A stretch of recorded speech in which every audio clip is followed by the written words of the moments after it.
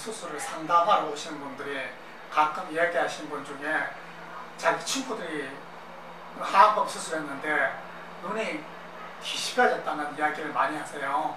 그 이유는 뭐냐면 하안검 수술 중에 가장 큰 부작용이 우리 안검 외반입니다. 눈이 바깥쪽으로 약간 뒤집어져서 눈 안에 빨간살이 노출되는 현상인데요. 그 현상이 나타난 이유는 대부분 가장 많은 게 수술자의 경험 부족이에요. 그 경험 부족이란 말은 뭐냐면 수술할 때 피부를 얼만큼 적절하게 제거하느냐인데, 처음에는 경험이 조금 없는 분들은 이걸 너무 팽팽하게 하려고 노력을 합니다. 그래서 우리가 적정한 양보다 좀 더 많이 피부를 제거해 주기 때문에 수술 후에 눈이 뒤집어지는 경우가 많은데, 그게 경험이 쌓이다 보면 수술은 무조건 팽팽하게 하는 것이 아니고 조금 여유를 두고 자연스럽게 하는 것이 중요하다는 것을 많이 느끼기 때문에 수술자의 경험이 중요합니다. 그리고 수술 후에 가장 아까 많이 심각한 부작용은 안검 외반이 생길 수 있는데, 안검 외반을 막기 위해서 환자분한테 어떤 설명을 해주냐면, 환자분 절대 팽팽하려고 절대 생각하지 마십시오.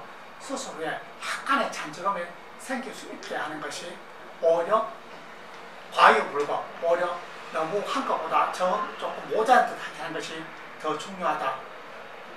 모자라면 다시 우리가 수술 한번 조금 더 해주면 되는데, 만약에 너무 과하게 하면 안검 외반이 생길 경우에, 눈썹이 뒤집어질 경우에 우리가 그걸 수술해서 교정하기가 매우 어렵습니다. 그래서 환자분들이 절대 저는 너무 팽팽하게 하지 말아주세요, 그렇게 해야 되고, 또 의사도 절대 환자들한테 너무 팽팽하게 하겠다는 말을 하면 안 됩니다. 그리고 두 번째는 수술할 절개 라인인데요. 절개 라인을 흉터를 안 보이게 하기 위해서 우리가 눈썹 바로 바짝 붙여서 절개하시는 분도 계시는데, 대부분 그런 분들에게 나타난 게 뭐냐면, 그때는 안검 외반이라고 안검이 뒤집어지는 보다 눈썹 자체가 그 자리에서 약간 살짝 뒤집어 보여가지고 약간 빨갛게 보이는 증상이 나타날 수가 있습니다. 그래서 흉터는 솔직히 말하면 시간이 조금 지나면, 한 몇 달 지나면 거의 보이지 않습니다. 그렇기 때문에 우리가 절개하는 라인을 눈썹 밑보다 한 4mm 밑에 그 정도 라인에다가 절개하는 것이 가장 좋습니다.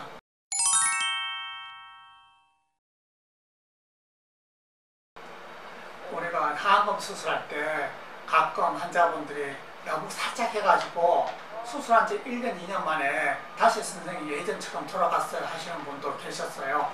그런 분들 보면 우리가 그래도 환자분한테는 눈썹이 뒤집혀지는 보다 낫지 않습니까? 이건 다시 해주면 조금 더 좋아질 수 있는데, 만약 눈썹이 뒤집혀지면 그게 돌아오는데 몇 년 이상 걸리고 피부 이식까지 필요한 경우도 있을 수 있다는 걸 설명드리면, 환자분들이 그래도 조금 자연스럽게 하는 것이 잘했네요 하는 분들이 많이 계세요. 그래서 저는 저 환자분들한테 가급적이면 하안검은 자연스럽게 할 것을 추천해 드립니다. 저도 성형외과 전문했다고 처음에는 조금 눈썹이 조금 뒤집혀져서 환자분들한테, 심하진 않지만 조금 뒤집혀져서 좀 고생한 적이 있어요. 그런 분들한테 계속해서 눈을 마사지해서 피부를 약간 늘리는 그런 걸 제가 가르쳐 드리고, 그래서 6개월 정도까지 고생한 분도 계셨어요. 그렇지만 요즘에는 절대 환자분한테 이렇게 눈이 뒤집혀지게 하는, 좀 부자연스럽게 과도하게 하는 수술을 하지 않습니다.